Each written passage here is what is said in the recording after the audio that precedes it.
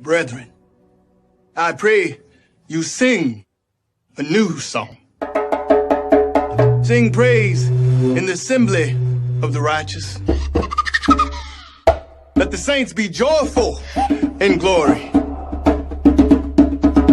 Let the high praise of God be on the mouths of the saints and a two-edged sword in their hands to execute vengeance on the demonic nations and punishments on those peoples, to bind their kings with chains.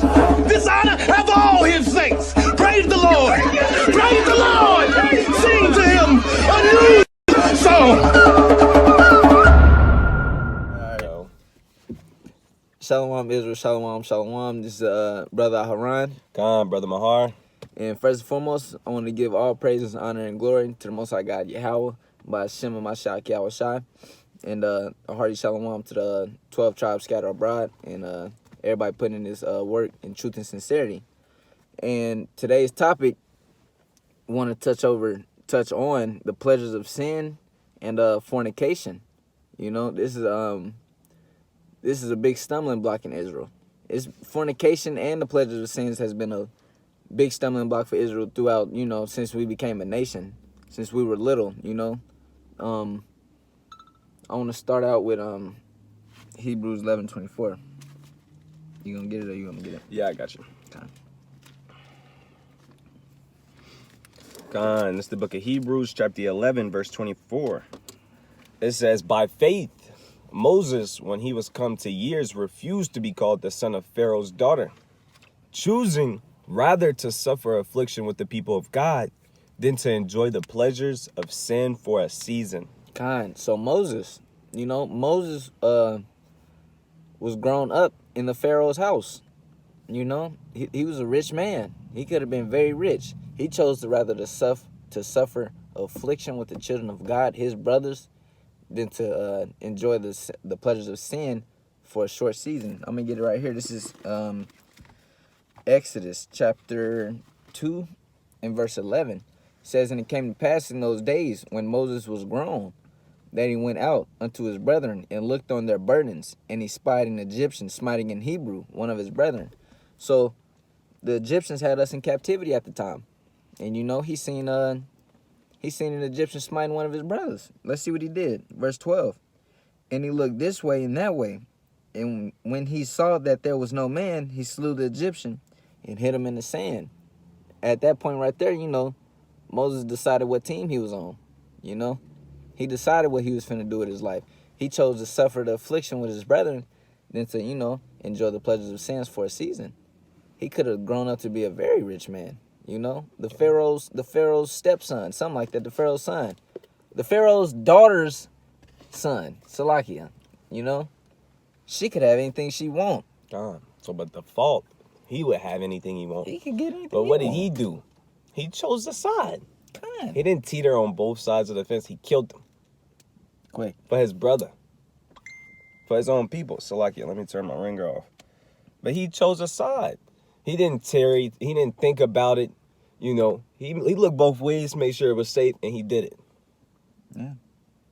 And when you come into the truth, man, you got to count the cost. You got to read the fine print, and you got to count the cost, man. You can't be, playing, not to say that you're not going to sin. You're going to sin. You're going to mess up. You're just a mortal man. You in a fleshly body. You in a fleshly surrounding. You in a carnal place. One of the most carnal places on the earth, man. In America. But you got to make up your mind if you're going to serve the Lord or if you're going to serve the flesh, man. Can you give me 1 Kings 18 and 21? 1 Kings.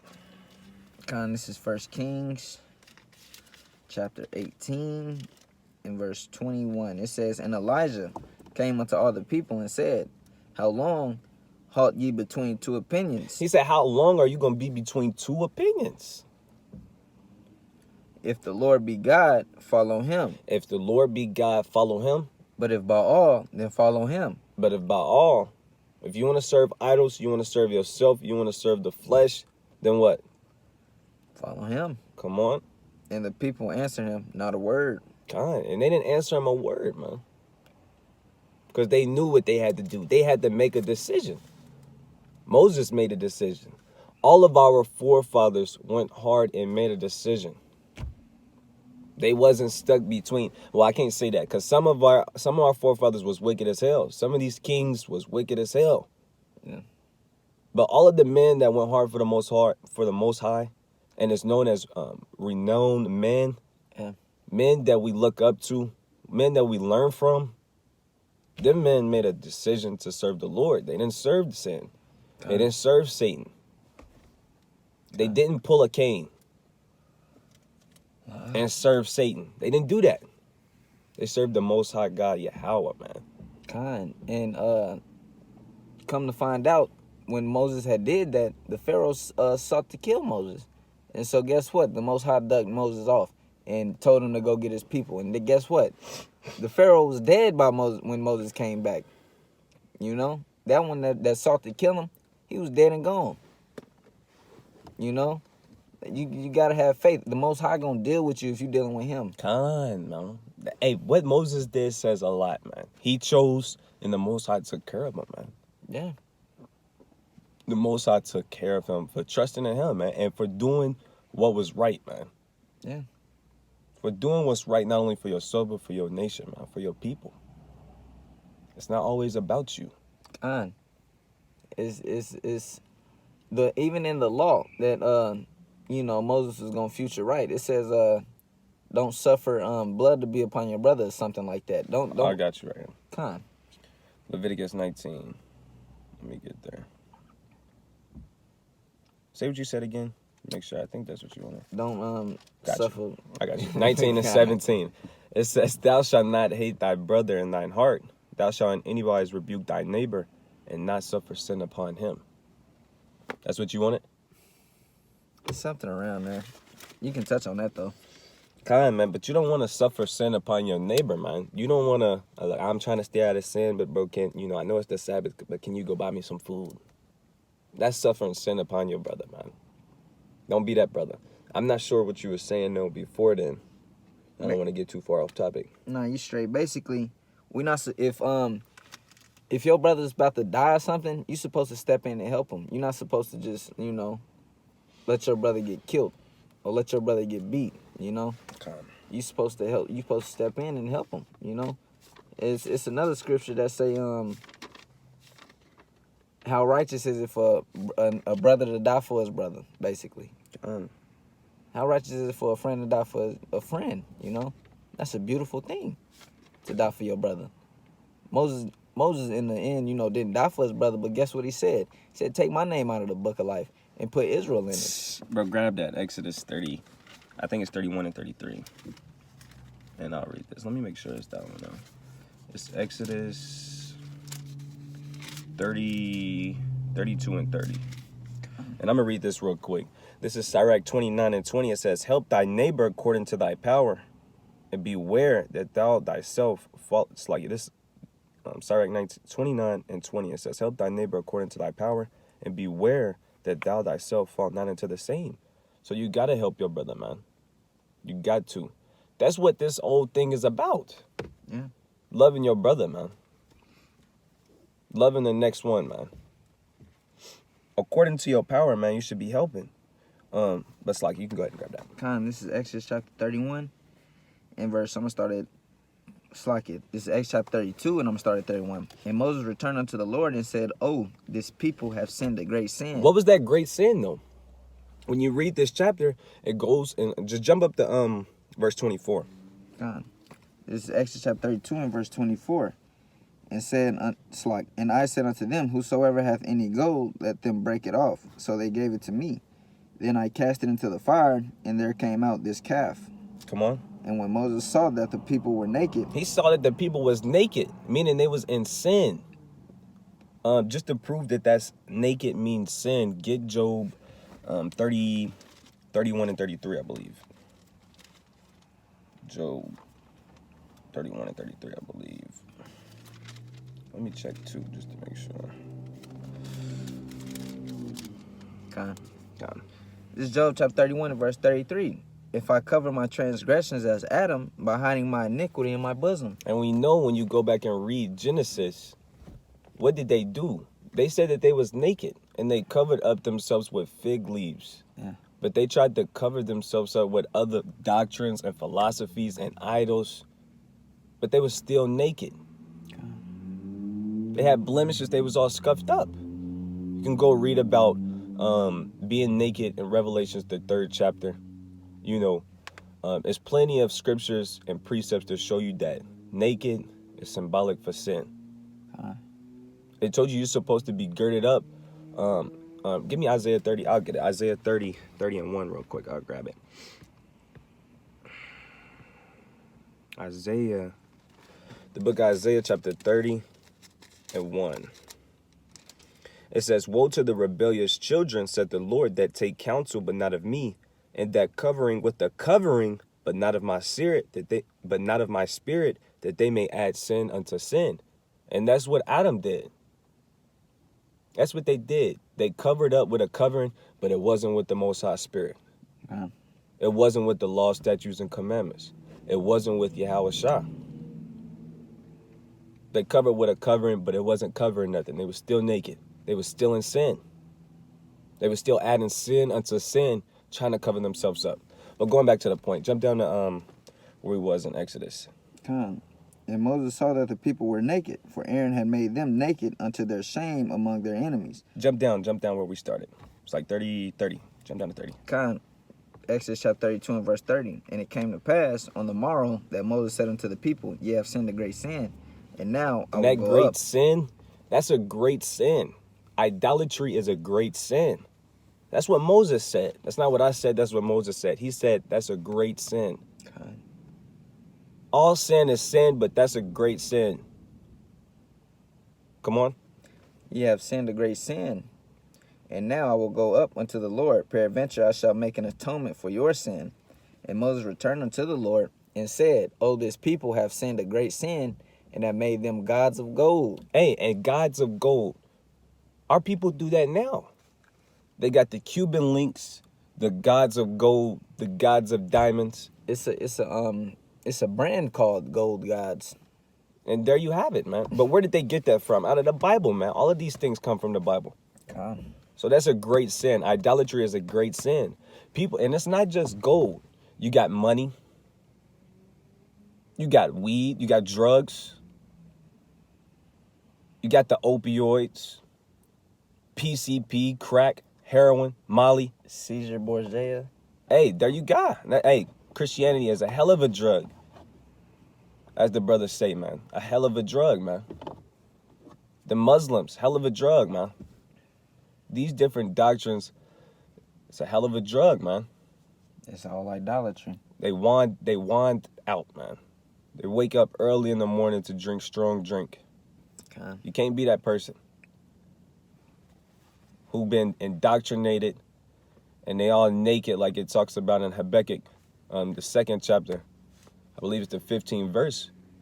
And they got drunk, sipping up too much of these lies, man. And now you all naked. And you don't know where home is, like it tell you in Isaiah, the 1st chapter. You don't consider what you're supposed to be doing. You don't know what you're supposed to be doing, like it tell you in Ecclesiastes 12 and 13. Right? But read it on. Verse 32. Yet now, if thou wilt forgive their sin, and if not, blot me, I pray thee. It says, yet now, if thou wilt forgive their sin, and if not, he's saying, but if you won't forgive them for committing this trespass against you, I understand. But if it makes a difference, blot me. Take me out of that book. Blot me out of it. Come on. Blot me, I pray thee, out of thy book which thou hast written. He said, man, if you're not going to forgive them, blot me out of the book of life that they may take my place. Come on. And the Lord said unto Moses, whosoever hath sinned against me, him will I blot out of my book. Keep going. You can go ahead. Therefore now go, lead the people into the place of which I have spoken unto thee. Behold, mine angel shall go before thee. Nevertheless, in the day when I will visit their sin upon them. Man. You know? And another great thing that Moses was going through, Moses is ripping his hair out dealing with Israel. Man. First off, he go on a 40-day fast, to go talk to the Lord. To try and go get some shit done. Yeah, come back. It's a golden calf there, you know. Moses was real meek, meekest man ever. Think about it. He could have been like, yo, I was the next runner-up Pharaoh. Real shit. Like, who wouldn't have thought of that? Like, you know, I could have been the next Pharaoh. But I'm in the wilderness dealing with this stiff-necked people. Come. You know? I could have been richest man ever in the highest kingdom, but I'm dealing with this stiff-necked people. Moses wasn't like that. He knew. He suffered affliction. He suffered affliction with God's people, then, you know, enjoy sin for a season. Because that sin is only for a short period of time.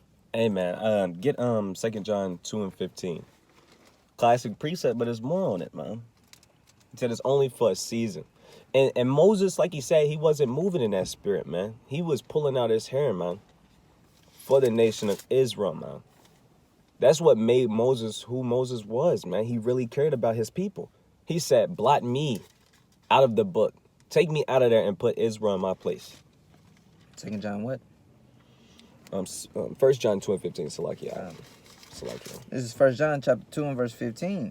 Love not the world, neither things that are in the world. If any man love the world, the love of the Father is not in him. Come on. For all that is in the world, the lust of the flesh, and the lust of the eyes, and the pride of life, is not of the Father, but of the world. Come on.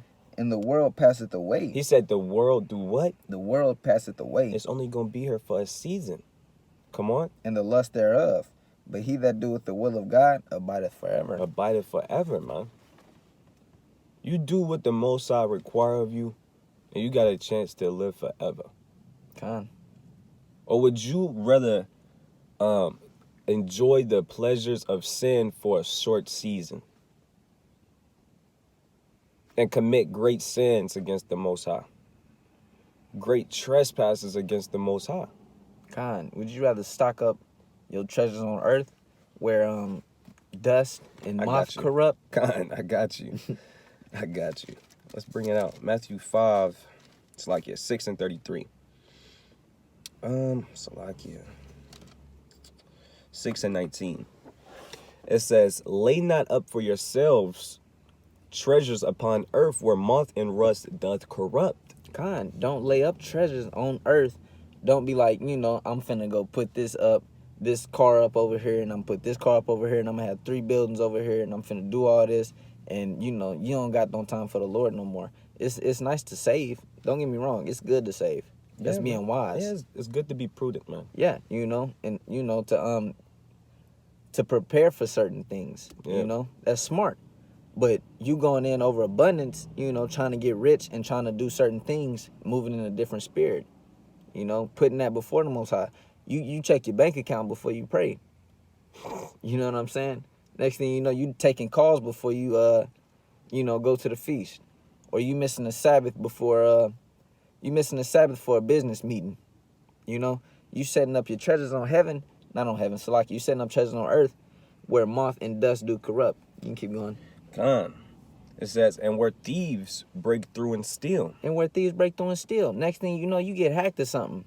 All your money gone. All that hard work you put in, gone. You putting in hard work and setting your treasures up in heaven, can't none of that be taken away from you. God. You know? The only way that can be taken away from you is unless you trick it off. If you trick it off, really, that's the only way it can be taken away from you. You ain't got to worry about somebody else taking away what you earn, what your hard work for, you know? Go ahead. It says, but lay up for yourselves treasures in heaven, where neither moth nor rust doth corrupt, and where thieves do not break through nor steal. For where your treasure is, there will your heart be also. God, where your treasure is, there will your heart be also. Where your mind is at. You thinking.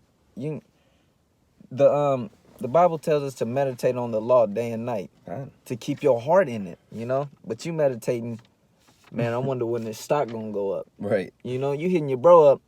Hey, man, you just seen that new vehicle over there. I'm finna cop that. I'm finna grab that. That's where your heart at. Your heart not with the Most High.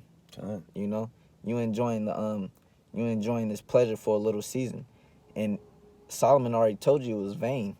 It's going to somebody else. Hey, 1 Timothy 6:7 says, surely we bring nothing into this world. Surely we can take nothing out. Con. Our forefathers knew this. This was common knowledge. Yeah. But our people are blind to the fact that I'd rather enjoy sin and treasures for a split second rather than endure hardness for a split second and be able to rejoice for everlasting. Yeah, and so like our people got that Hamite spirit. You know, back in the day, the Pharaoh used to die, and they'll put gold shekels in there with them.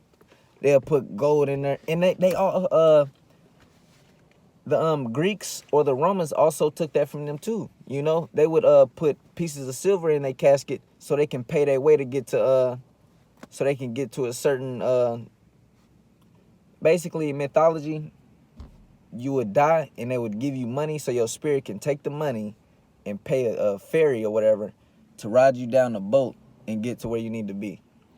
I was looking at, I think I was watching Pirates of the Caribbean, and it was something to that nature too. Yeah, that's our people get that from Hamites and Edomites. God. That is not our doctrine. That never been our way. When you die, you dead, buddy. You can't take no carnal money with you into the spirit world. God. That don't even make sense. The hell I'm gonna do with a damn Benjamin Franklin, whatever that nigga name is. What the hell am I finna do with these 20 shekels of silver in the spirit world? That don't even make sense. If the currency changes here, is the currency over there changing? That don't even make sense. You got something? God. This is the book of Sirach, chapter 31, verse 1. It says, watching for riches, consuming the flesh, and the care thereof driveth away sleep. It says, watching for riches, consumeth the flesh, and the care thereof driveth away sleep, man. God. And it's a saying in the world, you know, more money, more what? More problems. Yeah. You know, you staying up all night watching the stocks. You wake up in the morning and you watching the stock exchange. You know, you stressing about it all day while you at work. You trying to keep the Sabbath, like the brother was saying. You not even resting. You over there mentally gassed out. Yeah. Why do you think all these rich people be committing suicide? Why you see all these Edomites killing themselves, man? Offing Overdosing, themselves, right? Yeah, it ain't what it's cracked up to be, man. Yeah, it's never satisfied. I was reading today, Yahweh Shah said, I give you this water and you won't thirst again. God. You know, he was talking to a carnal woman at the time. She was like, you know, I'm finna drink this water, but you ain't even got nothing to get you none of those water out of the well. What are you talking about? He said, I come with this living water. I'm coming to give you this water where you won't thirst again, you know? You won't have to be continuously seeking something. Like, man, I still feel empty. I want to get this. Because that's what brothers do. They try to get some money and they try to buy something to fill up something in their heart, something in their spirit. Your spirit dead, Ak. That's why you can't never get nothing to fill it up. Your spirit is dead. You know? Yahweh Shah was coming with that living water where you would be satisfied. Nothing on this earth is going to satisfy you.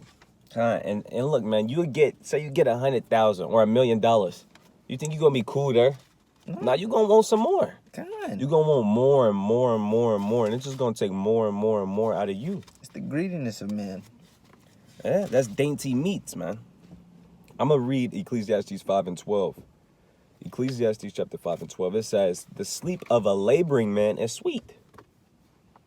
It says, whether he eat little or much, but the abundance of the rich will not suffer him to sleep. Huh? God. It ain't gonna benefit you how you think it is, man. More money, more problems, man. That's a big thing that our people, a big stumbling block. Give me Ezekiel 14:3. It's a big stumbling block on our people, man. 14:3? That's money, man. Yeah, 14:3. God, Hey, hold on. Not only money, man. What's some more stumbling blocks on our people?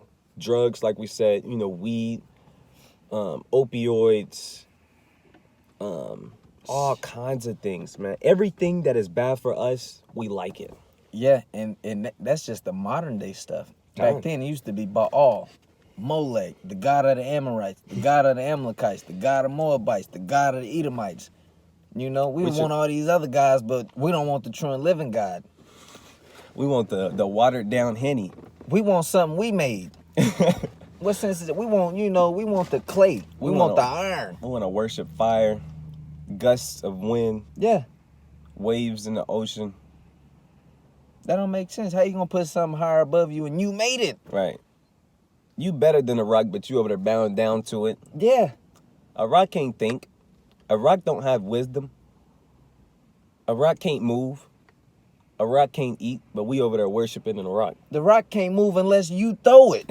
But we over there. But we worship it. We over there worshiping a rock. That lets you know how foolish our people are. God, man. Let me get Ezekiel, Con. Ezekiel chapter 14, verse 3. The Son of Man. These men have set up their idols in their heart. It says these men have set up these idols in what? Their heart. God. Meaning their mind. And that's what our people do. But why did we set up these idols in our mind? How did we get to that estate? How are we like this right now? Why are we, to be deemed successful, why do we got to go to college and, make, over 100K a year? Or, have a VVS chain? Have Balenciaga glasses? Yeah. All of these materialistic things. And that's actually propaganda that you see on your phone, on Facebook, on TV, all of these different social media platforms, YouTube, YouTubers. We see all of these things, and that's what people think that they have to be successful. And those things that you think you need to be successful, that's what leads you into the way of idolatry. Yeah. Sneakerheads, Oh, man. It's okay to have nice things. They're the worst. It's okay to enjoy the fruit of your labor. But when you put them things above the Most High and put them on a pedestal and on a platform over the Most High, like the brother said, you wake up and you check your bank account. You wake up and you go grab the toothbrush and start scrubbing. Yeah, and Salat, the Most High clothed us in that. He Right. clothed us in the most finest linen. Put a gold of Ophir around our neck. Right.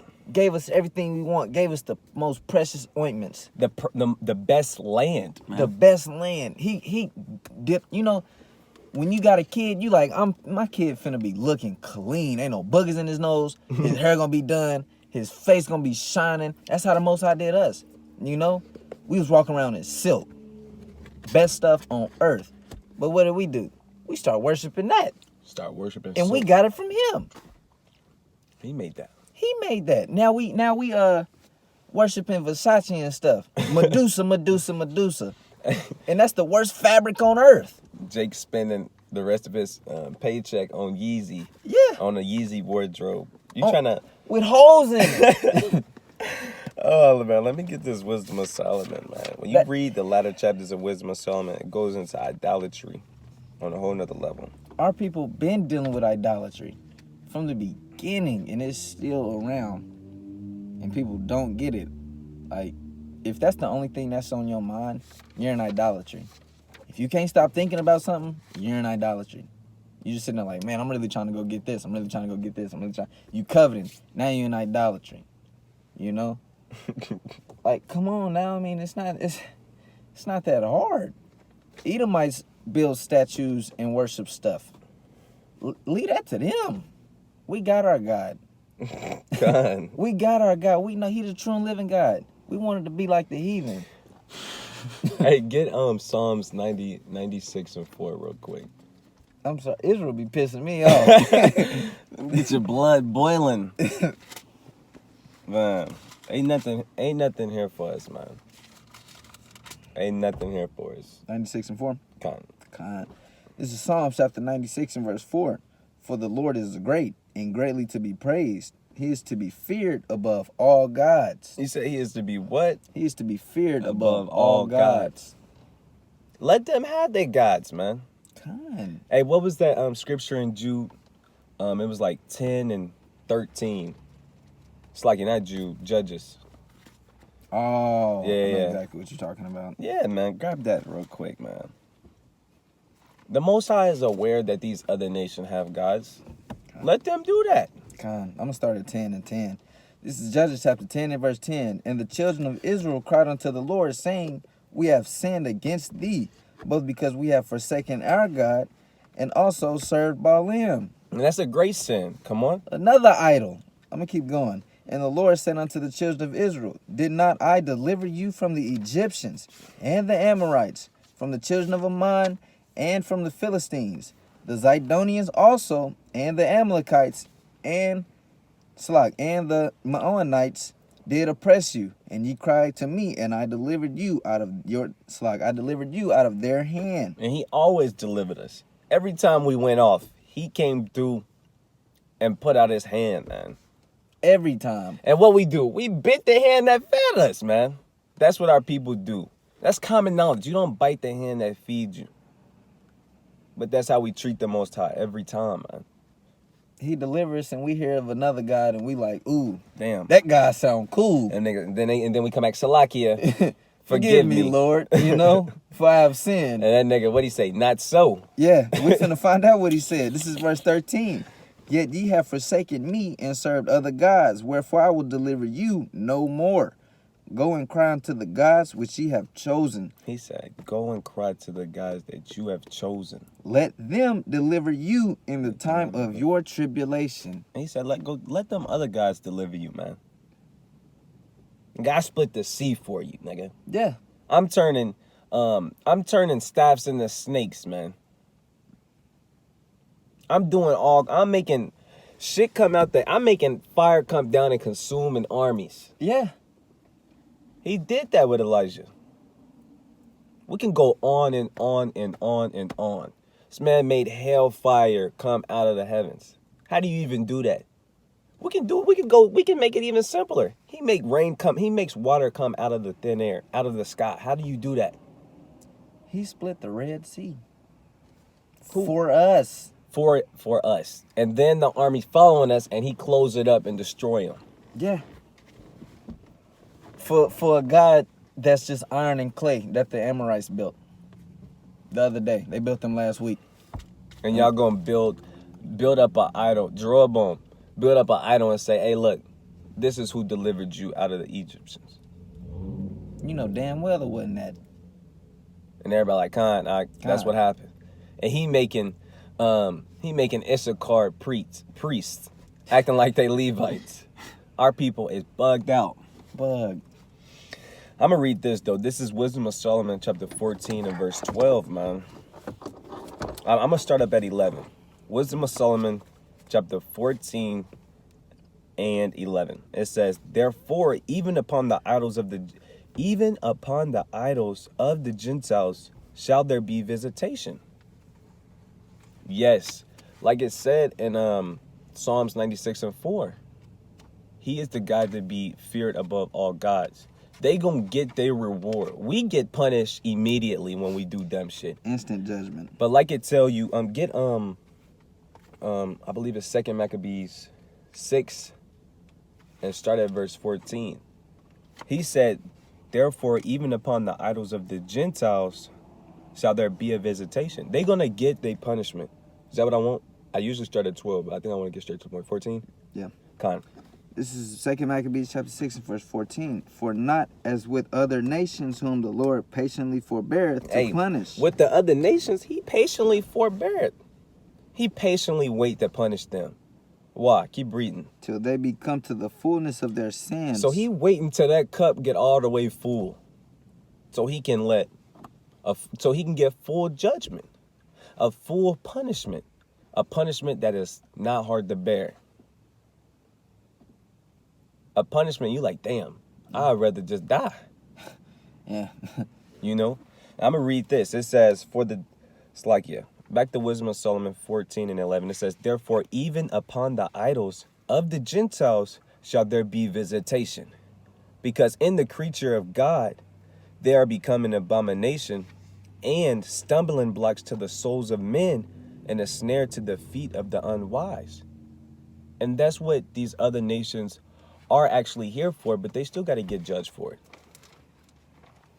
They are literally stumbling blocks. They literally have devices and spirits to throw off the nation of Israel and take them away from seeing the big picture and what's going on. That's what they is. They a stumbling block. They a snare. They a snare, man. It says they are a snare to the feet of the unwise. A wise man, a discerning, be like, damn, that's a demon. That's a snare. Let me go around it. Yeah. Man, now Israel, we dumb as hell. We go straight to it and jump in the snare and say, hey. Because it looked good. Yeah, I'm in the snare. The pleasures of sin, it looked good. And he flexing in the snare like, yeah, nigga, I'm in here. Yeah. The pride of Judah. Man, it says pride is the beginning of sin. It's when one departed from his maker, man. And you going and worshiping another God. That's Sirach, I believe, the 10th chapter, the 12th verse. But I'm going to keep reading. It says, for the devising of idols was the beginning of spiritual fornication. It says, and the invention of them, the corruption of life.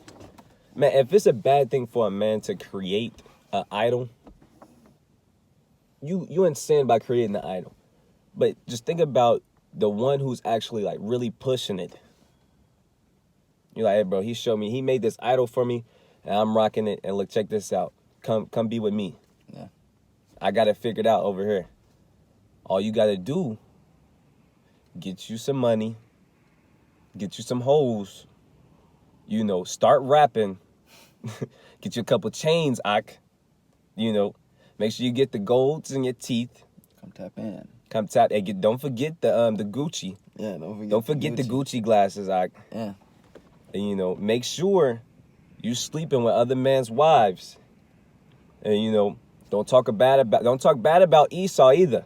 Yeah. That's the idol right there. That's the idol right there. Don't you do that's how we make it happen. You say something about Caesar, nigga? No, hey, niggas. Yeah. What? Hey, nigga, relax. You almost got kicked out. Yeah. That Not my master. They think they got the recipe. They think they got it all figured out. But little do they know, these higher up and elites, they pick who they want to be the next big artist, the next big thing. Somebody they can take control of. Manipulate. Right, there you have it. And that's why the Most High wait till that cup is completely filled. And the unwise man that got pulled into that snare and trap get punished, but also the man who made that snare and trap gets punished.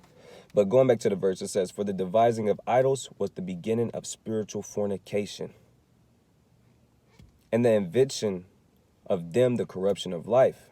For neither were they from the beginning, neither shall they be forever. For by the vain glory of men they entered into the world, and therefore shall they come shortly to an end. And that's where you get idols. That's where idols come from. He's telling you right here.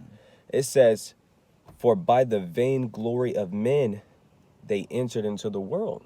Because the men like to be set on a pedestal too. Yeah. So they say, look, man, I got this thing over here. You should come take a look at it. Salak. And not even that.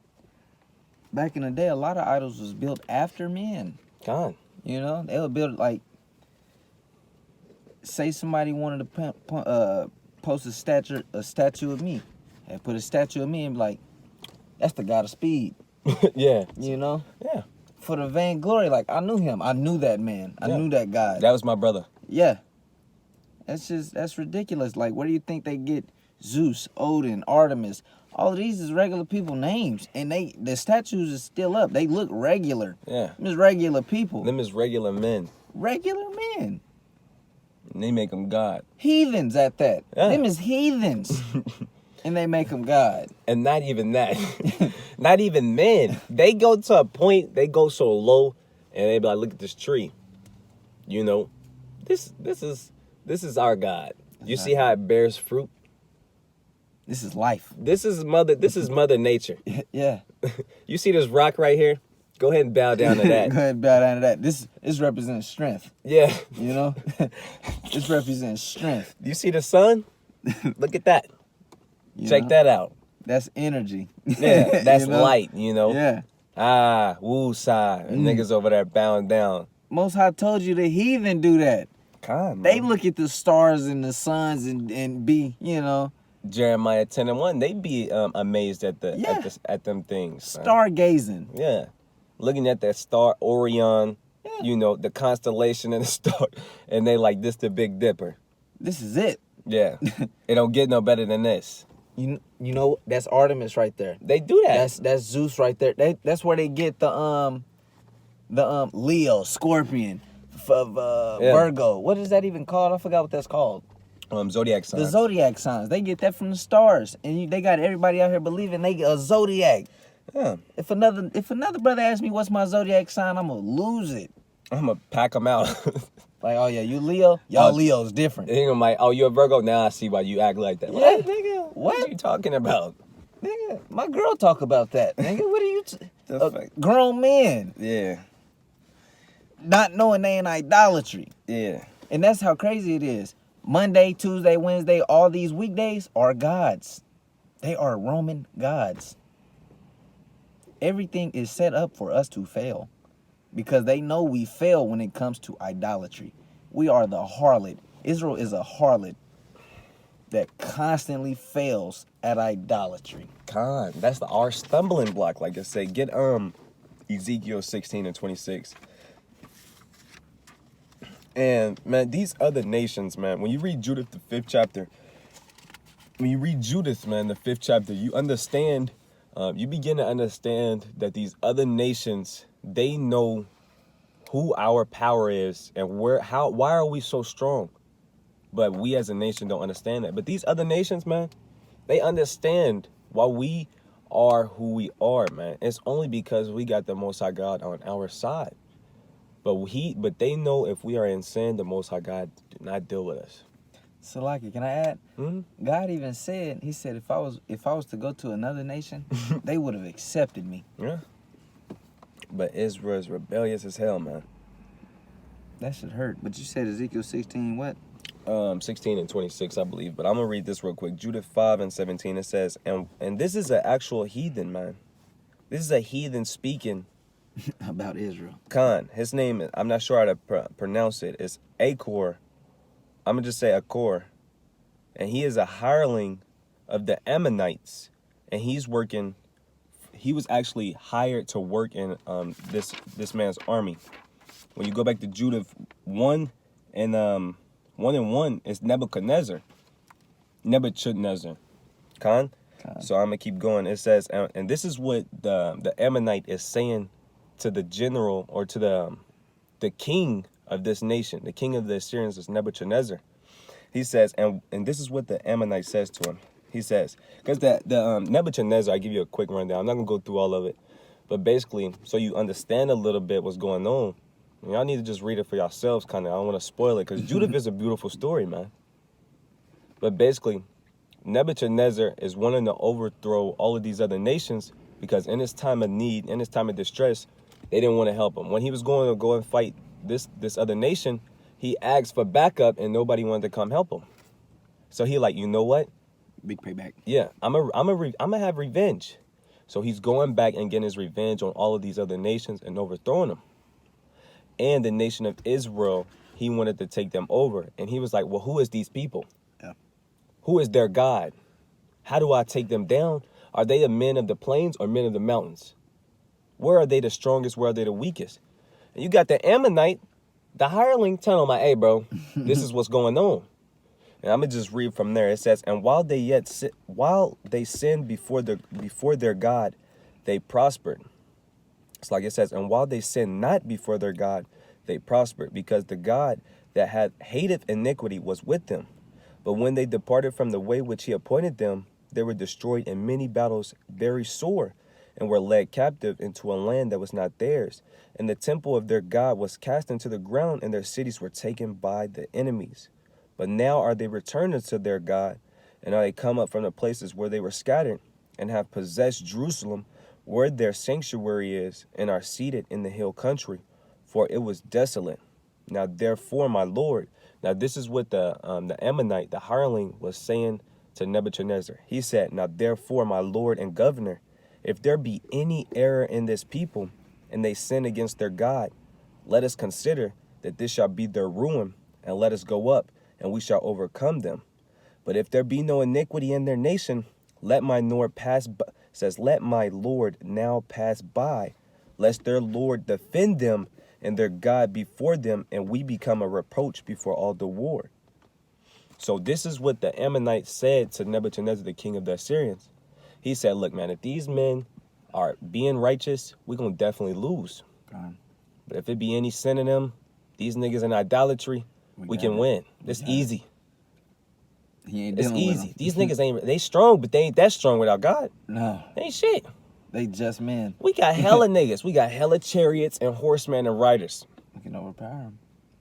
But if they got God on their side, we ain't going to be able to do it, man. Lord, let us pass by. He said, hey, unless we be a reproach. Yeah. And when Nebuchadnezzar heard these things, he said, nigga, get the hell out of my face. Can't nobody stop me. I'm Nebuchadnezzar. I'm a king. And, you know, he started puffing up. You better ask what happened to the Nebuchadnezzar. Niggas got turned into a beast, you know what I'm saying? But, so like I asked you to get Ezekiel 16. This is Ezekiel chapter 16, verse 26. Salakia. Thou hast also committed fornication with the Egyptians, thy neighbors, great of flesh, and hast increased thy whoredoms to provoke me to anger. And that's what we did, man. We was committing spiritual fornication with these other nations. Let's keep reading. God. Verse 27. Behold, therefore I have stretched out my hand over thee, and have diminished thine ordinary food, and delivered thee unto the will of them that hate thee, the daughters of the Philistines, which are ashamed of thy lewd way. Thou hast played the whore also with the Syrians. Man, when we played the whore also with the Assyrians, with all of these other nations, gods, we always went into idolatry, man. That's why he said we whores, man. Backsliding whores, man. Because thou wast unsatiable, yea, thou hast played the harlot with them, and yet couldst not be satisfied. And like it say, man, once you fall into the rudiments of this world, you don't look. It's hard for you to get out of sin once you that far deep into it. Your mind get perverted, and you want to go deeper and harder. Like when you get $1 million, like, damn, I need more money. I got to get more and more and more. That's how it is with sin. Once you so far in sin, it's like, damn, the only thing you know how to do is sin, and add sin into sin. Yeah. It gets to a point where you don't even know which way is the right way no more. Let's keep going on. Verse 29. Thou hast moreover multiplied thy fornication in the land of Canaan unto Chaldea, and yet thou wast not satisfied herewith. And we were still not satisfied. Let's go. How weak is thine heart, saith the Lord He God. said, how weak is thy mind, man? Seeing thou doest all these See, things, you do all of this shit. the works of an imperious, whorish woman. The works of a whorish woman. An imperious, whorish woman. That's what he just went in on us. He just called us a whorish woman. That hurt. Mm-hmm. That hurt, man. It gets to a point where the Most High, like, damn, I'm surprised he even dealing with us still, man. Because I know if I see my wife do something like that, no. Here, look, I'm going to read verse 32. But as a wife that committeth adultery, which taketh strangers instead of her husband. And that's what we did, man. That's spiritual fornication. That's adultery.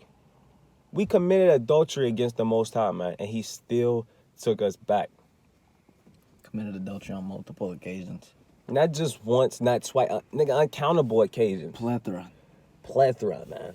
Here, I'm going to read this. This is Jeremiah chapter 11, verse 13. For according to the number of cities were thy gods, O Judah, and according to the number of the streets of Jerusalem have ye set up altars to that shameful thing, even altars to burn incense unto Baal. Touch on that. So, according to the number of cities were our gods. That's how many gods we was dealing with. You can go to Solomon and see how much gods he was just dealing Let me with. bring that out next. You know? Keep going, though, man. And he said, according to the streets of Jerusalem, you built altars to him. You know how you see every almost on every other block, it's a church. Con. It was more altars. It was more than that to every street. You'll go down here, you be like, oh yeah, that's Baal, that's Baalim, that's Molech, oh that's Zeus, oh that's Odin, oh that's Thor right there, oh that's the Tower of Babel, that's this, that's that. You know? It was a god on every block. That's how many altars we had set up. Just in complete idolatry. Con. Next thing you know, Nebuchadnezzar come with Babylon. Captivity. Just like that. Punishment. Instant judgment. It's like he was talking about. Israel get dealt with every time. We getting dealt with. It ain't no getting around that. But the reason for us setting up those idols is because we did not want to keep God's commandments. We thought we could find another way. In Lamentations, Jeremiah said, we looked for another nation to save us, but they could not save us. We are always looking for the white man. We're looking for the Moabite. We're looking for the Hamite. We're looking for the Amalekite. We're looking for everybody else and they gods to save us. We can't get out of this. Ain't no way you can get out of not keeping the commandments. Ain't no way you can get out of not keeping the commandments. The curses is gonna be there. Con. And you know what we talk about a lot? Shortcuts. Yeah. Israel, niggas trying to take a shortcut, it turned into a short, long cut. Yeah. Israel don't want to be a great nation. Yeah. For what? Hey, what they say in the world, Slovakia, they say anything worth having is worth working for. Or some shit like that. Worth fighting for. Yeah, man. But Israel don't want to do that. Israel don't want to grind it out for a season. You know. It's not even that. Most High said, you want to be a great nation? Keep my commandments. Commandments is not that hard. But you know what? Sin is pleasurable. You see you see swing like, Slocky, I said swing. You see sin like you see a cookie. Man. That look like that tastes good. I'm trying to get in that iniquity. But what happened if you eat too much sugar? Your stomach gonna start hurting. Yeah, man. You know? It was only good for a season. That shit gonna backfire, man. It's gonna backfire. Next thing you know, you in captivity. Con, I got a precept. He said, next thing you know, you in captivity. Con, this is Sirach chapter 21, verse 1. It says, my son, hast thou sinned? Do so no more, but ask pardon for thy former sins. Reading on, it says, flee from sin as from the face of a serpent. For if thou comest too near it, it will bite thee. The teeth thereof are as the teeth of a lion, slaying the souls of men. Khan, Salaki, and I want to touch on that. When you see a snake, a snake is a majestic animal. It's like, dang, look at the colors on it. Yeah, look how they move. It's silky. Right. Look at that, you know? Yeah. You know, then the snake get up and do a little dance like, oh man, that's mesmerizing. That's that sin, you know? It's like, That's that sin. You start getting down with that sin, it bites you. Now you got venom in you. Was there more on that? So like, let me go back. It says, all iniquity is as a two-edged sword. The wounds thereof cannot be healed. God. Yeah, man. Hey. And they say what it say, you know? It can't be healed. You just dealing with sin and dabbling with sin, you know? But that's what Yahweh Shah was for. You got to become new. Be born again, you know? Con. That's what he was about. He did step on the scene and did what he was supposed to do. He was supposed to be born again. Nicodemus was like, how do I do that? Do I go back in my mother's womb? You know? And Yahweh Shah was just sitting there like, you simple. No. Like, what do you not get? You know? It's not that hard of a concept. All it is saying, get out of the world. Stop going into idolatry. Stop doing this, stop doing that. You know, keep the commandments. That's it. Be practical about the commandments. Don't be over righteous. Love thy neighbor. Love God. Love cover a multitude of sins. You know? And it's simple as that. It's not grievous. It's not hard. It's just sin look good. That's the only thing. Commandments aren't hard. It's just sin looks good. Con. It ain't no other way to put it. Keeping the commandments is not hard. It's a good thing to keep the commandments. And to be honest, man, some of these commandments, it's like I gotta grab this real quick in Proverbs, man. Some of these commandments we can't do, man. Some of these commandments, and we can never do the commandments perfectly, man. But some of these commandments, we kind of got it easier, man. We got grace. We got the Bible in totality. You know, we got the law. We got the Torah. We got the prophets, the scriptures. You know what I'm saying? We got these letters. We got all of these prophecies. We got the Bible in totality. You know what I'm saying? Man, I'm trying to find this one precept in Proverbs, but I can't find it right off the top of my head. Paraphrase it. I just seen it. It's not gonna do it justice. So like, yeah. What was I saying? Some of these commandments we can't keep. Man. Some of these commandments we can't keep, man. You know, we can't do all of these sacrificial laws here. You know, a lot of these laws is laws when it goes into you having land. You know, Yeah. having a vineyard, having actual cattle. A lot of these things by default we can't keep, man. Yeah. We got it easier to an extent. I mean, you can battle and say that, man, we got it harder. But at the same time, in certain departments, man, we got some pros and cons. That's all I'm gonna say, man. Yeah. But it's not that hard at the end of the day to try your best, man. Trying your best. The Most High can't really, hey, like my son, when I have a son, I'm gonna be like, look, son, don't do this. You know, I tell him not to do it a couple times, you know, and it happened. But I see in his spirit that he tried his best, man. Can't be mad. You know, he begging for forgiveness, man. He tried his best, you know. He said, I'll try again. I'm like, all right, Khan, get up, wipe your face off. Yeah. Gird up your loins. Let's try it again.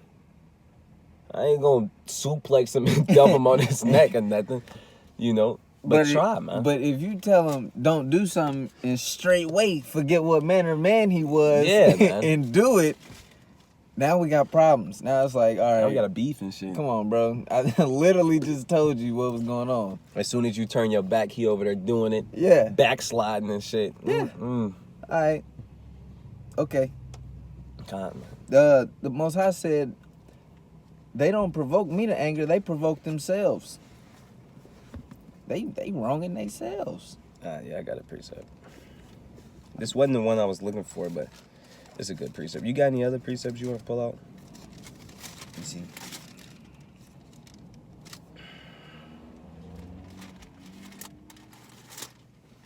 I thought I had it. Hold on, this is right here. Jeremiah 7:19. Do they provoke me to anger, saith the Lord? Do they not provoke themselves to the confusion of their own faces? You know? That's them looking dumbfounded. Like, oh man, how we get in this predicament? Other day we was in Jerusalem, now we in Rome, now we in Babylon. You know? Now this heathen is above us. Now this and that. Israel always been known to, you know, think we somebody when we really ain't nothing at the end of the day. We only something when we with the Most High. You know? The Pharisees thought they was something until a man came out of nowhere, cutting all their doctrine. You know? Yahushua stepped on the scene slaying all that. And then they put him to death. And he committed no iniquity. But go ahead, Khan, so this is Tobit, chapter 12 and verse 10. Tobit chapter 12 and verse 10. It says, but they that sin are enemies to their own life. You ain't hurting the Most High. I mean, at the end of the day, you're not hurting the Most High. You only hurting yourself, man. It's like a kid being bad. You ain't hurting your daddy or your mama. You hurting yourself. hurting yourself. Them the things that's going to come back upon your own head. I got another precept. Proverbs 8, and I'll start at 33. It says, hear instruction and be wise, refuse it not. Blessed is the man that heareth me and watcheth continually, and watcheth daily at my gates, waiting at the post of my doors. For whoso findeth me findeth life, and shall obtain favor of the Lord. But he that sinneth against me wrongeth his own soul. All they that hate me love death. Hey, that's crazy. Hey, man, I don't got nothing else too much I want to bring out. You got anything? Nah, Any precepts? I ain't really got no precepts. You got a Salaki, if y'all thought we was gonna talk about the carnal fornication. Salakia, man. Hey, man, we can pull out a few. I didn't forgot all about it, man. I was just scooting through there. Exodus. All right, so with fornication, man, you gotta. Now, when you read the Torah, it don't actually say fornication, but these things actually fall under that umbrella. You know, you got adultery, you got incest, anything that's sexually and morally wrong. That would be fornication. So you know, that's going into incest, like I said, adultery, sleeping with animals, Rape. all of these things you can find in the Torah actually, but they won't call it fornication. And it's all punishable by death. Like Exodus 22 and 19. It says, whosoever lieth with a beast shall surely be put to death. You know, that would be considered fornication. Now, if you've seen your wife committing fornication, you can actually put her away, like it tell you in Matthew, the 19th chapter, I believe.